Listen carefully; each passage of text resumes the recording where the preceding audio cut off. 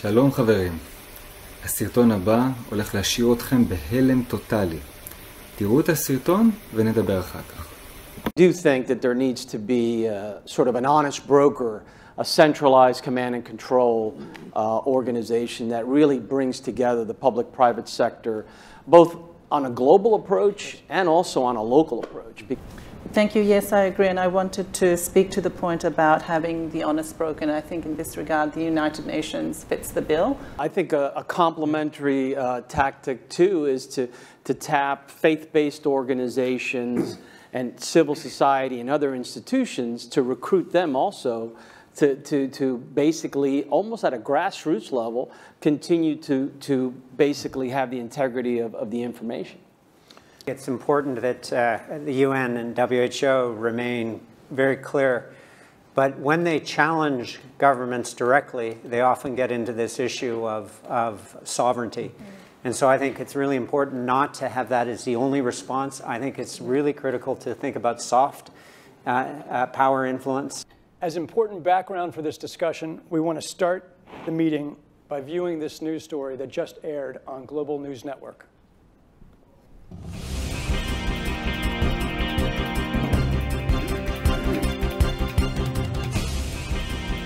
Continuing our coverage of the newly discovered CAPS disease and the scope of its deadly outbreaks, there are now more than 30,000 reported cases. Experts warn this may be just the beginning of a global problem. GNN science reporters have produced a video about what we know so far about CAPS, the virus, the outbreak, and the resulting chaos. CAPS is a novel coronavirus related to those viruses that caused the frightening SARS epidemic in 2003 and the deadly MERS outbreaks in recent years. Scientists think each infected person in turn infects on average 2 more people. This disease is proving more transmissible than SARS or MERS and about as contagious as influenza. Essentially, the cumulative number of cases is doubling every week. At this rate, we can expect to see 16 times as many cases in a month unless we find a way to interrupt transmission. The virus appears to be spreading rapidly in densely populated and impoverished neighborhoods in some megacities in South America. CAPS is a serious respiratory disease. More than half of the recognized cases have required hospital care, creating a huge strain on healthcare systems. The fatality rate is about 10%. For comparison, CAPS is about as lethal as SARS and 2 to 4 times more lethal than the 1918 influenza pandemic, the worst pandemic on record. Even so, some people only exhibit mild flu-like symptoms, not requiring treatment in a hospital. Alarmingly, those people are able to walk around and spread the virus, not realizing they are doing so. Even worse, international travelers have been arriving at their destinations symptom-free, but within a matter of hours, becoming ill.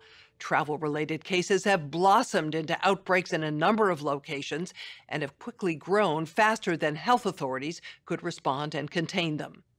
In other places, physicians have quickly recognized the symptoms of CAPS and have been able to isolate infected individuals and avoid an outbreak, for now.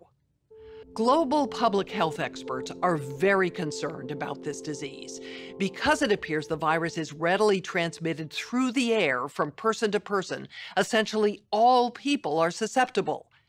Experts agree unless it is quickly controlled, it could lead to a severe pandemic, an outbreak that circles the globe and affects people everywhere.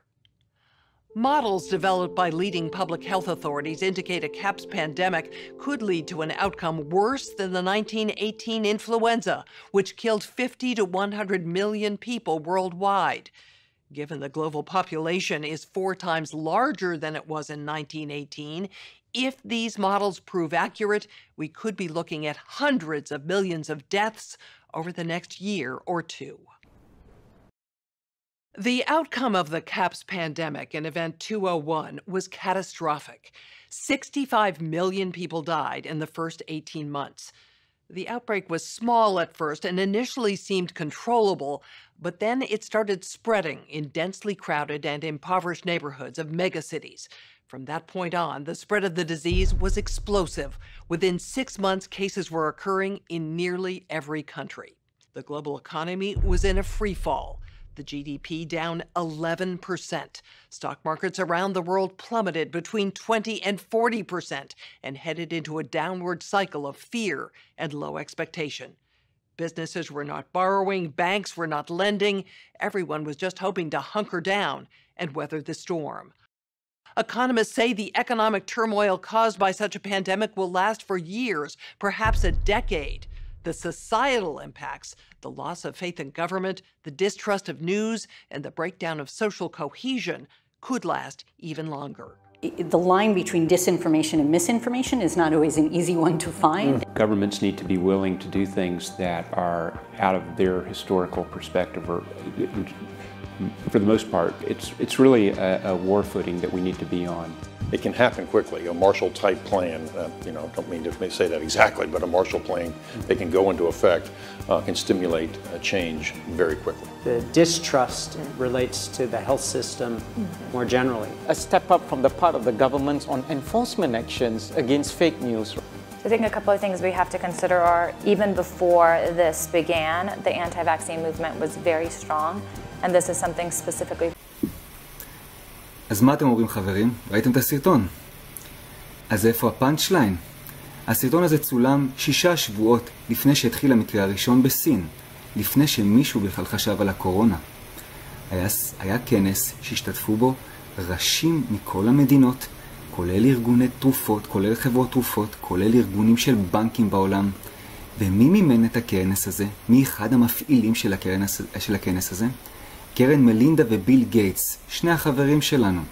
כנס רשמי, כמובן שהכל אני אתן לכם למטה בלינקים, תוכלו להיכנס ולבדוק בעיניים שלכם מתי הסרטון הזה צולם ובאיזה כנס זה היה. הכנס עצמו זה כנס של 5 שעות. הראיתי לכם קטע מתוך הכנס. עכשיו תבינו שמסתבר שבסוף 2019 גם היה תרגיל צבאי בהואן, בסין. תרגיל צבאי, והוא פורסם ברשת הסינית. הרשת הסינית הורידה את הדף הזה מתוך האתר הרשמי שלהם, אבל יש חברה בארצות הברית שלוקדת דפי אינטרנט, ותפסה את הדף הזה מסוף 2019, שהם עשו בוואן תרגיל על קורונה ויירוס. תגידו לי, משהו פה לא ממש מסריח?